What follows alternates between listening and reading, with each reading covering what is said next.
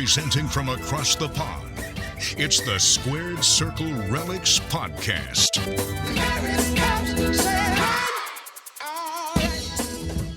And welcome along to the next Squared Circle Relics Podcast session. This is Jamie, and here we are with our third session this year. Going to be joined on the show by a very special guest this time around. Going to be talking to Rich Velligan. Now, it's a guy who we've got a bit of a story, actually, that we bumped into each other last year. We'll get into that as we go into our SCR session. But if you're not familiar with Rich, Rich is one of the main faces of people when it comes to Japanese wrestling cards. He's got a wealth of knowledge and has actually written a book a couple of years ago now for the Japanese Pro Wrestling Trading Card Almanac. And he's working on the second edition. So we're going to dive all into the world of Japanese wrestling cards and also, of course, discuss the book as well. But we'll bring Rich in now and see how he's doing. Rich, how are you? I'm doing great. How are you going? Yeah, I'm doing really well. It's great to have you here on the show.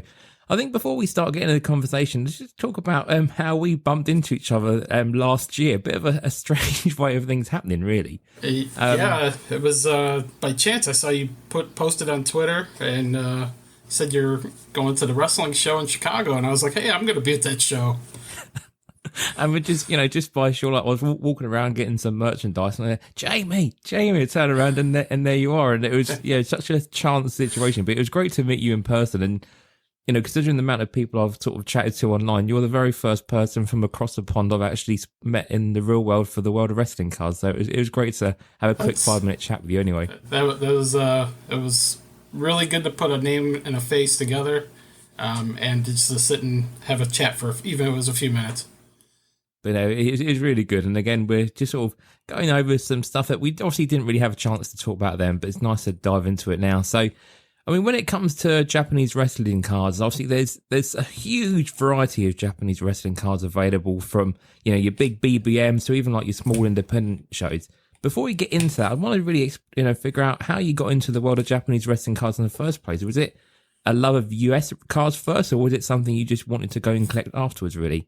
I've been a collector, I would say, my entire life of cards, whether it was other sports, wrestling. I picked up cards here and there, and then as the times have gone on, you wane away from the other sports, and wrestling really intrigued me, and so that's where I kind of started just focusing and purchasing, and it came down one day that I was like, I started really watching Japanese wrestling and getting involved in, like, I wonder if they have any cards, and start doing some searches online, and you find a card or two of somebody and you're like, oh, that's pretty neat. I wonder if they have an autograph. And then you start looking into autographs, and that started all my forte into it. It started as something that was like a little interest, and then as it grew, and I was like, I need a source to like see where these cards are at, if they have them. And I was like, there's no guides anywhere to see this. So I was like, well, maybe I should try to piece this together. And here we are a couple years later. And I mean, when did this journey start for you, obviously getting into watching Japanese wrestling? Are we talking sort of like, the last 5 years or further back than that? So really heavily getting into it about 2016. Okay. Which would be more in line with the like AJ Styles getting into the Bullet Club. Bullet Club rise. Yeah. And that started really piquing interest. And it just, it start watching more and more of it online, and you're like, I'm a collector at heart, so I'm like, maybe I need to find some cards, and it just took me down a wormhole that I am just so far buried in, and I don't think I'll see the light of day ever. So I mean, and obviously for that period, so were you like just picking up guys in the Bullet Club that you liked, or were you kind of base set collecting of like the BBM cards? What was kind of the things you were going for around that time period? So my original start was I was looking for somebody's first card, rookie card, and then if they had an autograph. That was like the big premise of where I wanted to focus. With Okada, with Tanahashi, AJ Styles, if he had Japanese stuff, and then, Kenny Omega came around, and then it just, as it evolved, it just got more and more where it was like, well, does this person have a card? Well, they've been around for 8 years, but they don't have a card? That's kind of weird. Like, Yeah. so you start doing the searching and, try to find a history of, like, where did it start? When did it, why is there a gap between, like, the mid 80s and the mid 90s where there was really not a whole lot produced at all? And it just piqued my interest, and it just kept growing. And how have you found bound to pick up those sorts of cards? I'm assuming you were getting most of your cards from eBay and stuff, I guess, during this period as well, where you were like ComC and things like that. I basically figured out how to Google Translate into using a buying service in Japan, and they'll store packages there for you for 30 days at a time. It just, it's not a cheap hobby, that's for sure. No, definitely. I mean, we've had conversations. We had a roundtable here on the feed about a year ago, and we were talking obviously like, how things like Buy and stuff like that has really transformed buying cards from Japan. And I guess yourself, I guess it's become a lot more easier than it would have been back in 2016 to now do that. Now you've got these drop ship type things. Yeah, they had a few companies back in the day. They were relatively easy to use once you figure out the translations on it. It's it's just the cost factor. If you're buying 3 or 4 cards and you're getting them shipped together, it really is. It's not worth, because the amount you're paying for shipping and handling and everything. It is not. It's not easy on the pocketbook for sure. So that's where I go. I'm usually at a 25 to 50 package shipments at a time, just to make it worthwhile to break down the shipping and divvy up cost and make it worthwhile, as opposed to just trying to get one card at a time. Yeah, no, I fully get that. I mean, obviously being across the pond from you guys, like we have the same issue with eBay for us. Yes. Everyone wants to do anything for the eBay shipping system. That's $20 a card, and you think, actually, singles aren't worthwhile doing this, especially for a base set collector. It's a nightmare, Exactly. And you just can't do it. It's an expensive way of doing things, but if you can find a resource or a way you can get them, it's definitely a good place to store it and get it shipped later on. Yeah, I've had recently with eBay, I've started using the cardboard mailers. They're sturdy and good size, and I haven't tried to ship anything to anywhere in the UK for cost purposes. I really would like to try it, only because if I could sell a card for $2 or $3 shipping, I think I'd probably move a lot more cards in the UK as opposed to $20 for one card. Yeah. I mean, I think it's also that knowing on how these services work as well. I think they're quite complicated sometimes, how USPS do their services and stuff, and their set fees. But I mean, going back to obviously the BBM side of things. So when you were picking up those individual, like if rookies or if they had autographs, did that then expand for you then to go and get more base sets, or then go back in time to try and think, well, actually, what was going on in the 90s or what was going further? What happened to your collection from that point, really? So as I started picking up a few of the key rookies and autographs, you would start seeing okay, well, if I could get this rookie card for $5, but if I could buy this whole set for $20, why? I would probably be better off picking up the 300 card set for $20. Yep.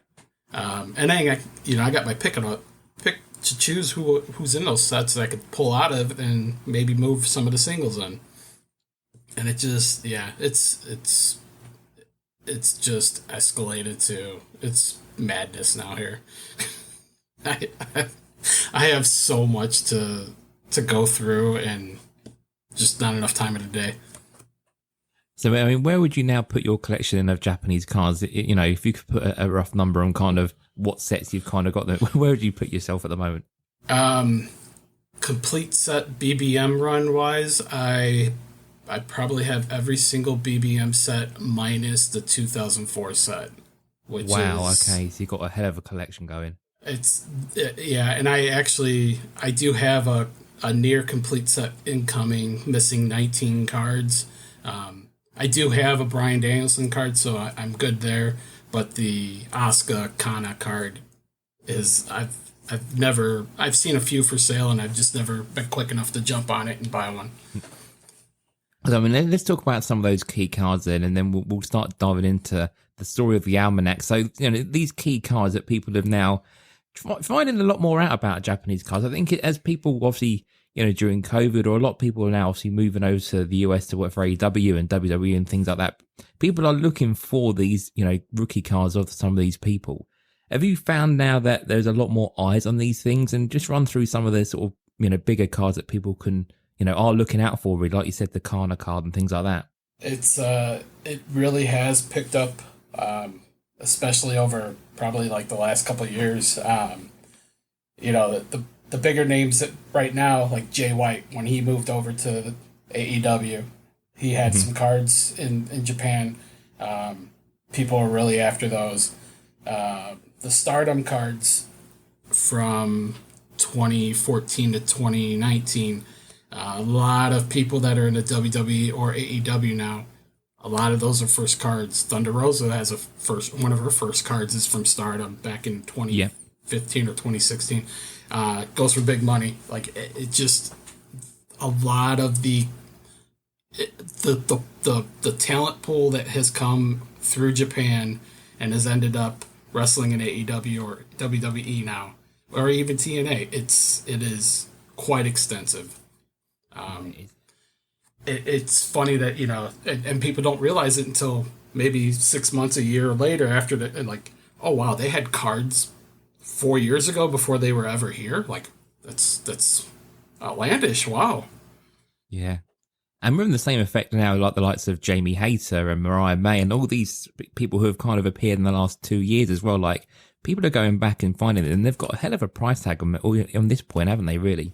Jamie Hayter's cards, even though she's been out for over a year, her cards are still very, very expensive to find.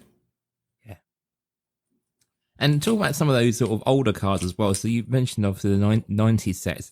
The likes of Terry Funk and obviously Cactus Jack having his rookie card. That's a card that people may have slept on for many, many years. It's been around in circulation, but everyone now seems to be wanting to get that classic Cactus Jack card as well, don't they? Yeah, and it's the card stock on it is really great for Sharpies to sign on them, and it's just an old school image of him, just being a hardcore wrestler. So there is no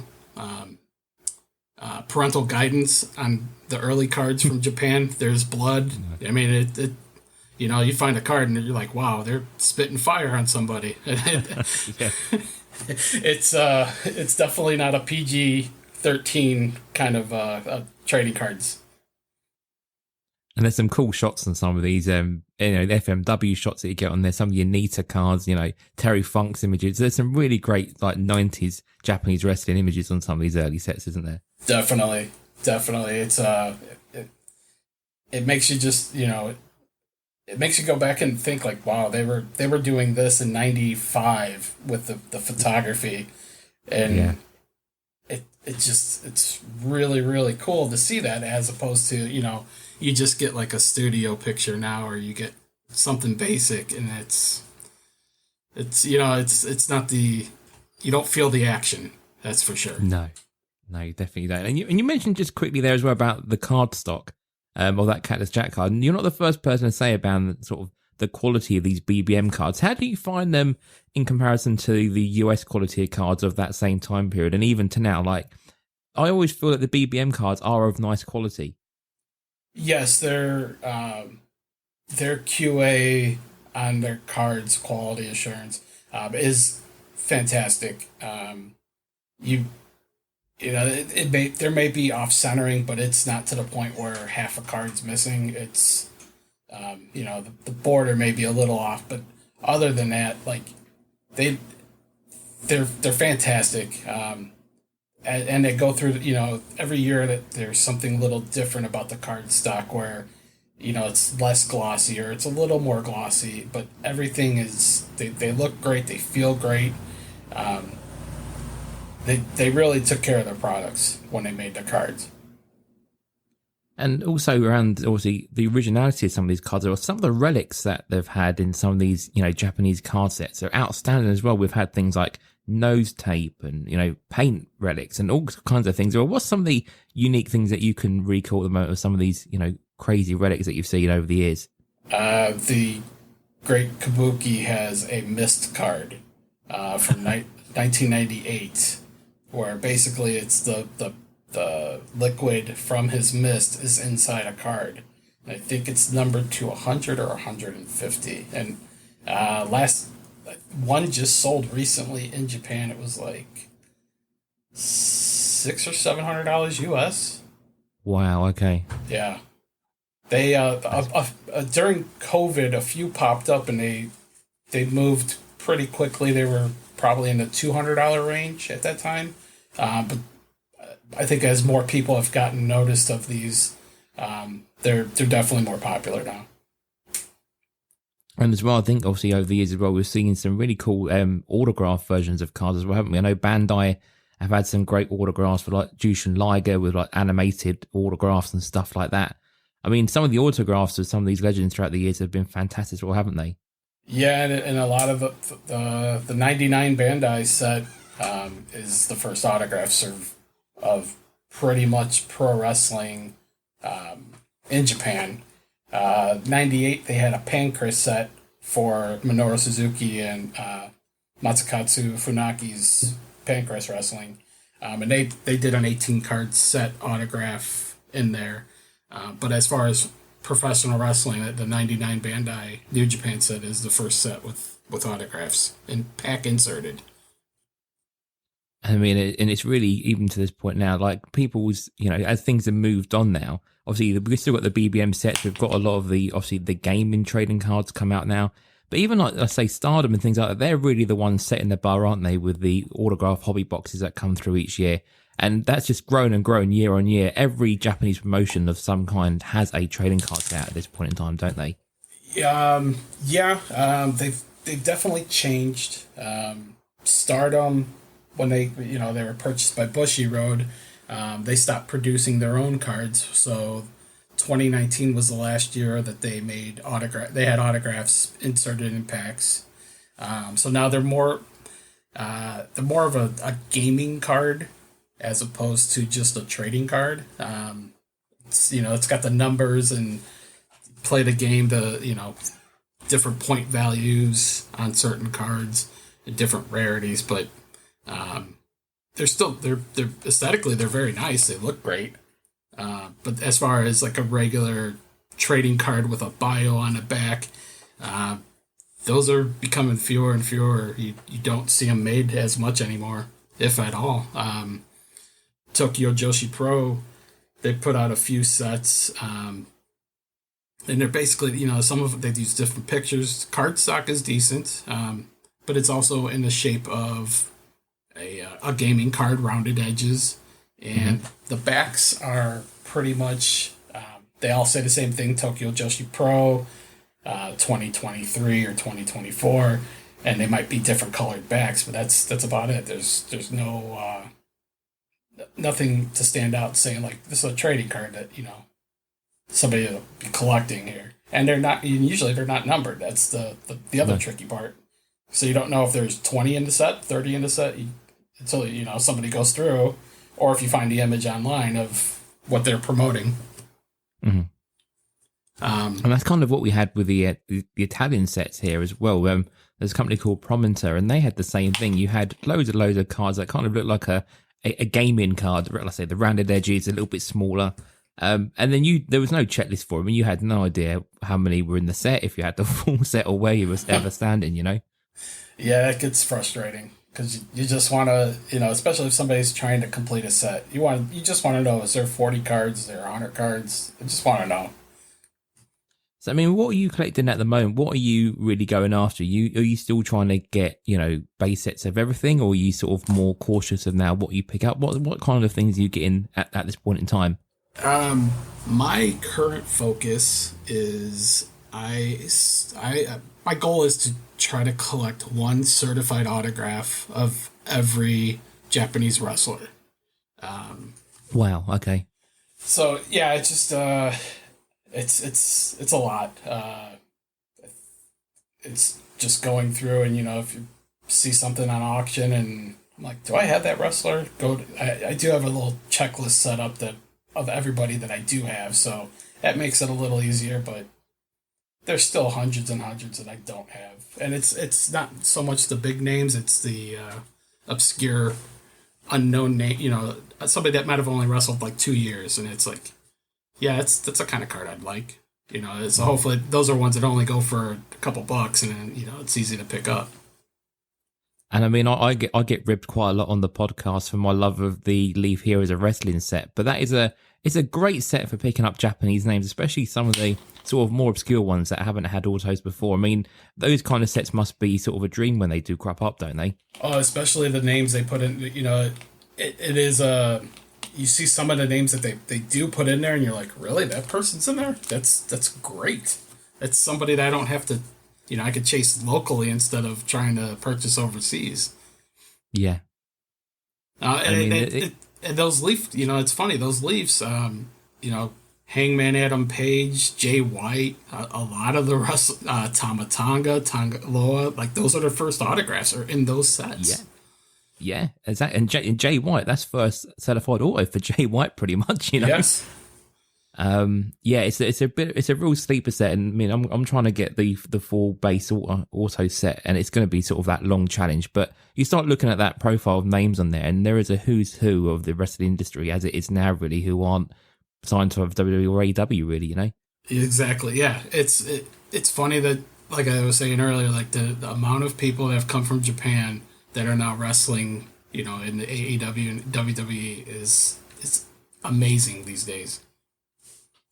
And before we get into talking about the almanac in more details, I just want to ask one more question around your collection, really. I mean, what's your prize collection or your sort of prize piece that you're most proud of that you've managed to obtain that throughout the years, if you can even do that? So far I have two of them. I have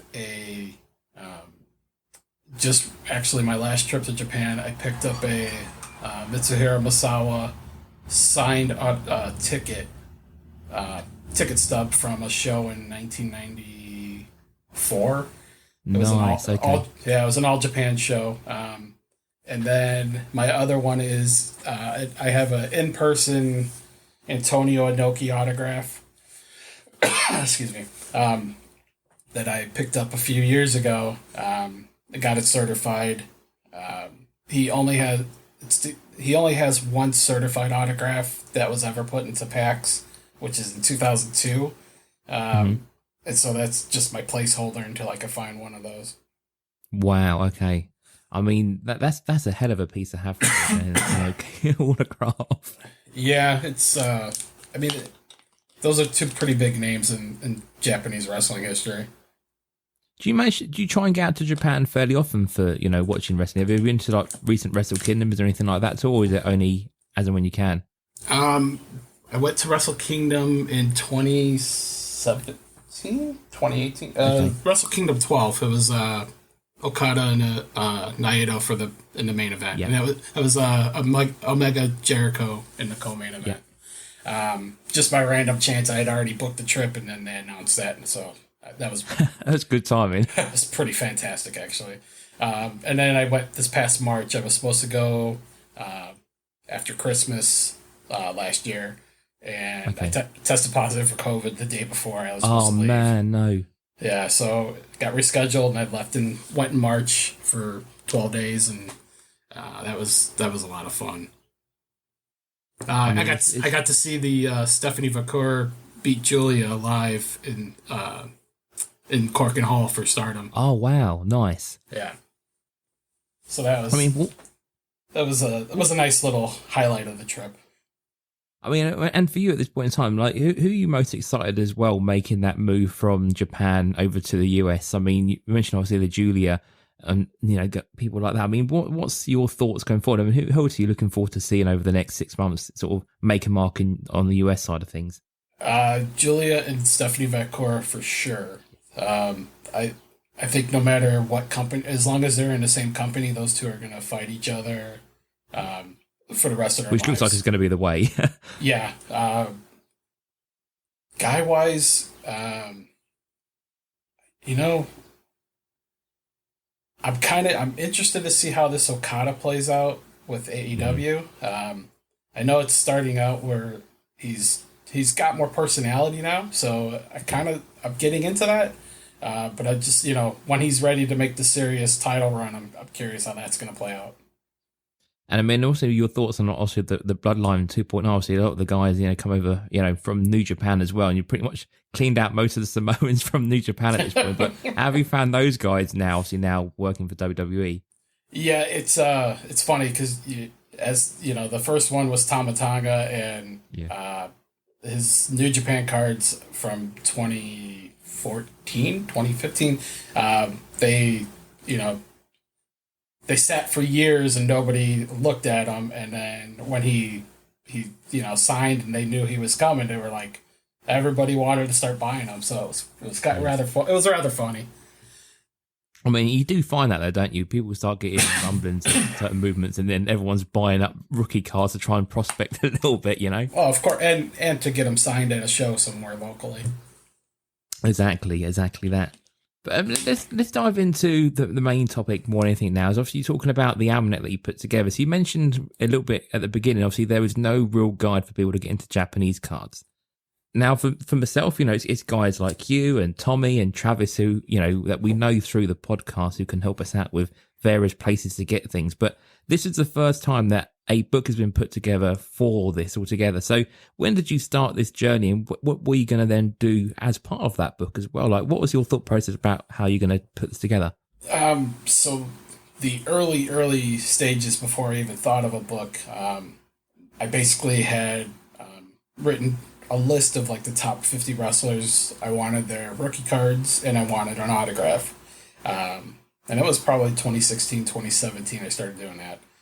And as I was checking off cards from those lists, I would go through and I would just, maybe see a new name pop up and I'm like, oh, that's kind of interesting. And it just, everything kept growing, a couple more names here, a couple more names. And then finally got to the point where I was like, I probably need to find a checklist on this stuff. And I have a buddy over there, shout out to Kentaro. I got in touch with him and I'm like, hey, have you ever seen a wrestling, price guide wrestling, any kind of information that would show the cards, like a checklist book?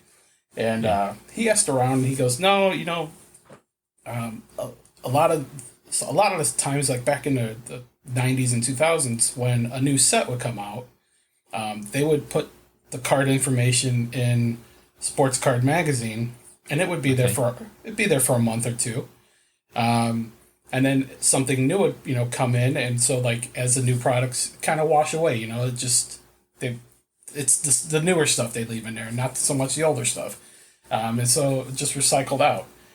So there was just no source for everything to find all at once. You could find something on 2010, but then after a month or two, it's gone. And it was like, well, what happens if somebody wants to see that information 3 years from now? It's not there anymore. And so I started making my own checklist, and I probably got about 20 or 30 in to where I was like, okay, well, this website has this checklist but it's not completed. I'm like, okay, let me see if I can complete it. So start looking and I'm like, okay, I found some of the other cards, and just little by little, that was still just, that was just me being a collector and doing things.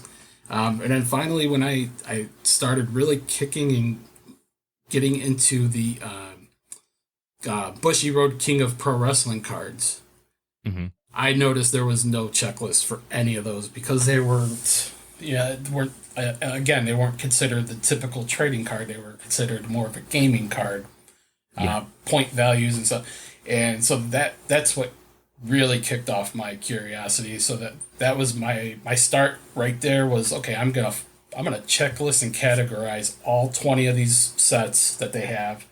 I'm gonna look everywhere I can. I'm going to find, the names. I'm going to find the card numbers. I'm going to go through everything. And it actually took me about 8 months, and I found it. I finished the set, was able to categorize it, able to get some of these sets out to Tony and Paul, wrestling trading card websites, wrestling trading card price guide.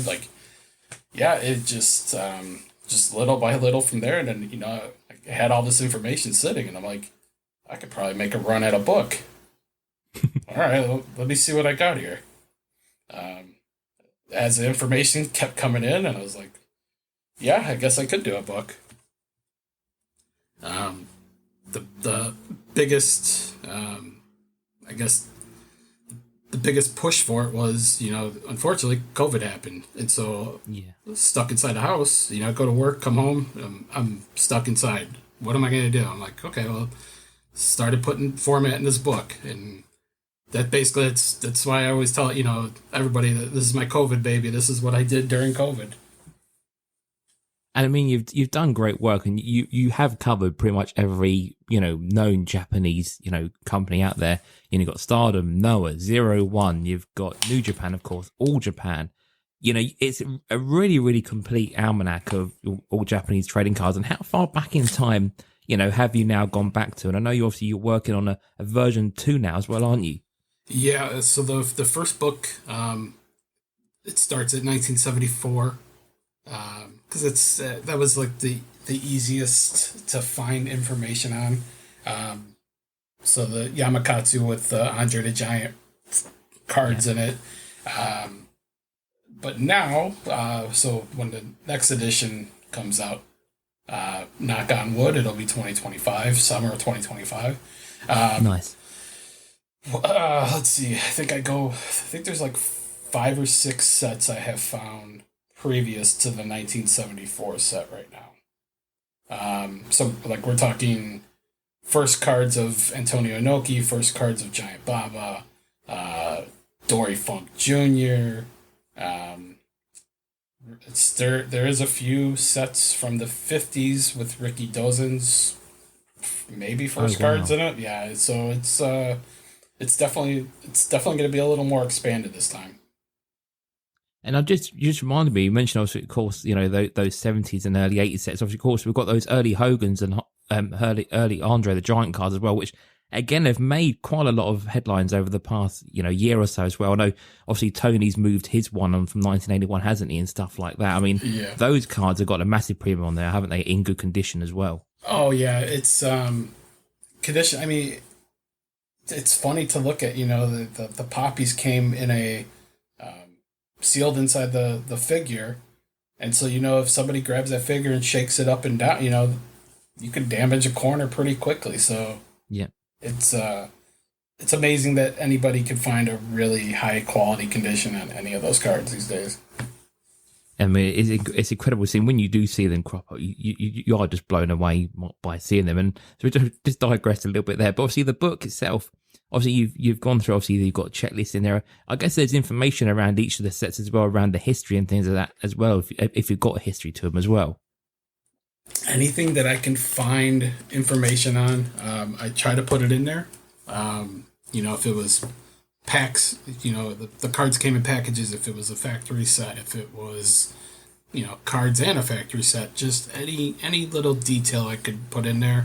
Because you never know, somebody might find a box of it and they might want to open it, but if it's, an autograph is 1 per case, do you want to open that box? It's probably not worth it because chances are you might not hit it, but it's probably worth more money, sealed up than instead of opening it. Yeah, no, 100%. And I think as well as like the information you've put, obviously you've done the first version, and I think knowledge is definitely something that is always good to be passed around the hobby. I know some people, hold things to themselves. I think sharing it amongst the hobby, and you mentioned obviously, of course, sharing it with Tony at Wrestling Trading Cards. You've got Paul at Wrestling Card Price Guide. I know like Anthony at Husker Hav's Cards, obviously, you've passed information through to him and stuff like that over the years. And there's always things to be learning, even back and forth. You think you know everything about a certain subject, but people always share extra things you didn't know, won't they? There's, I'm a person that believes in like you're never gonna know everything, but you can't just stop looking. you can always find something. Biggest thing, like I found some of these little tiny books that had some information written about like the 1997 BBM wrestling set. And so I bought the book, just sight unknown, like, I'll take a look. And, it showed, the preview only showed like 1 or 2 pages of it. But when I got the book, and they had put these exchange cards in the set. And no way. The exchange cards were for life-size cutouts of the wrestlers. Well, no way. When I produced the book, I had only known of the Riki Choshu. Just picking up this little tiny book for a few bucks, I learned there was actually like 6 or 7 of these exchange cards. So there was 7 wrestlers. Hayabusa had one.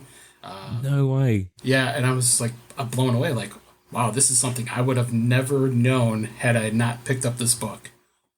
And that's it. And that is really, isn't it? And then obviously then you go down a rabbit hole to try and see an example of these things and trying to find out more information about this as well, don't you? Of course, yeah. You try to find anything you can on the internet. You could, try to. My bad habit is, if I see it online and it's, decent enough price, I'm like, well, I could pick it up. Yeah, that's a good price. I need that for a reference, Yeah, no, definitely. And I mean, where do you see the book being? I know the first edition was over 300 pages. I mean, do you see it being quite, more expanded now with sort of, a few years removed from the first edition? That's actually something I've been playing with lately.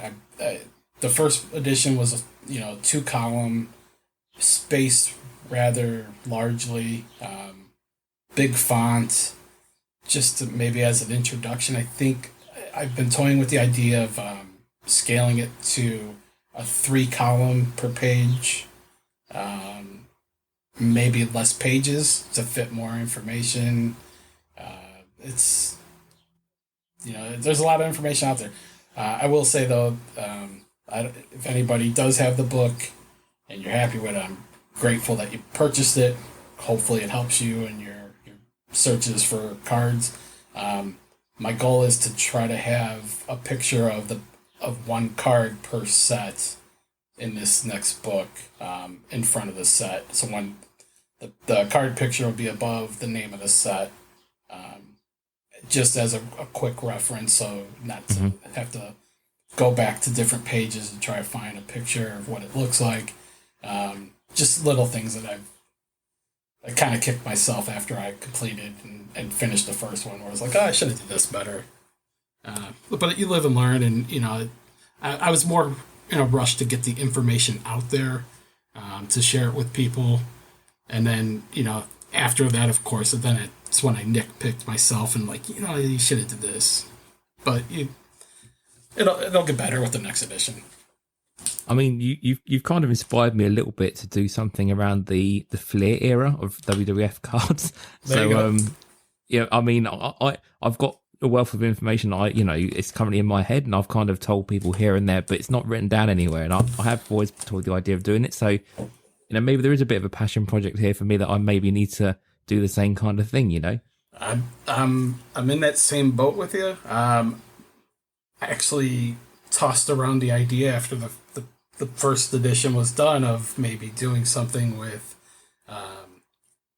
like South America cards, Mexico, Canada, UK, Asia, like just putting a book together, because there's a lot of WWF, WWE cards, WCW cards from back in those days, and I don't think they've ever been really cataloged per se in one place for everybody to see. So, but no, I think I have to leave that up to somebody else to do. So, please, if anybody wants to do it, take it. It saved me some time, and I would greatly appreciate it. And I mean, Rich, you've done a great job with the first book. And if people want to, reach out to you, or even if they've got any knowledge that they may not realize you don't know, or may want to support you on stuff, how can people find you on social media and also get the book as well? I will say this: anybody that has any information that I can use, I will gladly take it, and I will gladly thank you in the notes of the book for helping me get any of this information into the book. My X handle is R Velligan.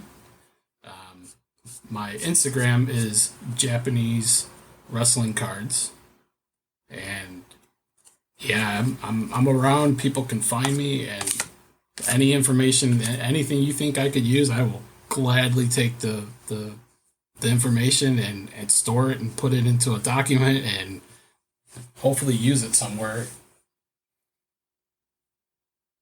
I mean, I'll share all the link on our social media. I'll give you a tag on Twitter as well for you, Rich. But it's been great chatting to you this afternoon. And I just thought I'd let you go. Obviously, you mentioned, before we come on air, obviously you're currently collating them, putting some singles on eBay and stuff like that. If anyone wants to get any, Japanese singles, what's your eBay handle as well if people want to find you on eBay? My eBay handle is, you can either look at RKV Collectibles, or my eBay username is Barbie Freak, which is a story in itself right there. Is it a story for another day? It's a quick story. Back in the early days of eBay, my mother would buy Barbies all the time, and she gave up the name. She stopped using it, and I was like, well, she already had like 120 feedback, and I was like, I'm going to take over this name. And she was like, yeah, go ahead. So, so that's why I'm Barbie Freak. And that sticks. Oh, man, it's been great chatting to you. And again, it'd be nice to have you back on for another session once the second volume's out, and we can talk through, what the updates are and where people can get in touch. But again, we'll share all the feed. If people want volume 1, it is out now. Again, it only came out a couple of years ago, so it's still going to be pretty much up to date, and all the vintage stuff is going to be as it was. But yeah, Rich, thanks for taking the time on a Sunday to chat to us here. I appreciate you having me on, and yeah, please, anybody, feel free to reach out if you're needing any information. I'm always glad to help. Join Card Tricks live on Whatnot, the only place for regular wrestling breaks in the UK. Get £5 off your first purchase using code SCRNEW. Maybe that turns into your first one-of-one auto. Only one way to find out.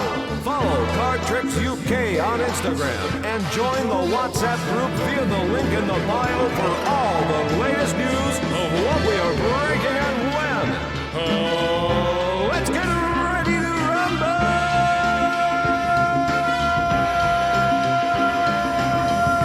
Totally valid for first-time Card Tricks customers.